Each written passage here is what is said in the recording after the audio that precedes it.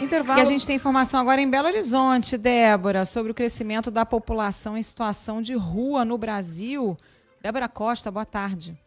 Oi, Carol, boa tarde para você também. Exatamente, o número de pessoas em situação de rua no Brasil cresceu cerca de 88% entre 2020 e 2026, segundo dados do Observatório Brasileiro de Políticas Públicas com a população em situação de rua da UFMG. No período, a população sem teto no país passou de 194.824 para 365.822 pessoas. Atualmente, 61% das pessoas vivendo nessas condições se concentram nos estados do Sudeste. Conforme os dados, as capitais São Paulo, Rio de Janeiro e Belo Horizonte lideram o ranking. Na sequência estão Fortaleza e Boa Vista. Dessas, sozinha, a capital paulista reúne quase um terço da quantidade de população em situação de rua contabilizada no país. O levantamento estima 101.461 pessoas sem teto em São Paulo. Os dados são baseados no CadÚnico, Cadastro do Governo Federal para Políticas Públicas Sociais. Segundo o coordenador do Observatório da UFMG, professor André Luiz Freitas Dias, entre os fatores que podem explicar o aumento dessa população está o agravamento das condições de vida de famílias mais vulneráveis no período da pandemia de Covid-19. Primeiro, é a ausência e insuficiência histórica de políticas públicas estruturantes, principalmente moradia, trabalho, educação, envolvendo a população em situação de rua, majoritariamente negra no nosso país. Aqui eu lembro que a cada 10 pessoas em situação de rua no nosso país, 7 são negras na média nacional. Outro aspecto que é importante também ser destacado foi a precarização das condições de vida de populações já vulnerabilizadas, que foi agravada com a pandemia da Covid-19 e ainda é observada nas cidades brasileiras.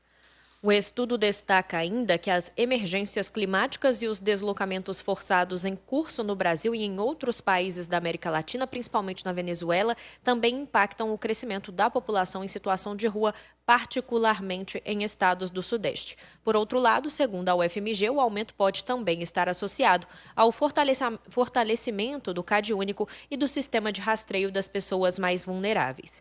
Procurada, a Prefeitura de São Paulo discordou do estudo e informou que o censo da população em situação de rua, realizado por profissionais municipais em 2021, apontou 32 mil pessoas nessa condição na capital paulista. Além disso, destacou que a cidade possui a maior rede socioassistencial do país, com mais de 370 serviços de acolhimento voltados à população em situação de rua e mais de 27 mil vagas disponíveis nos abrigos. A Prefeitura também informou que recentemente contratou uma empresa para a realização de um novo censo da população em situação de rua, com previsão de início do processo de contagem em março deste ano e divulgação dos resultados no segundo semestre. Carol? Obrigada, Débora. Dados aí, portanto, dessa pesquisa, né? Observatório Brasileiro de Políticas Públicas com a população em situação de rua. São dados da Universidade Federal de Minas Gerais. Por esses dados, um aumento muito grande, né? 88% entre 2020 e 2026. De fato, ali na pandemia, no auge da pandemia, um pouco depois, a gente via muito isso, né? Nas ruas das grandes cidades.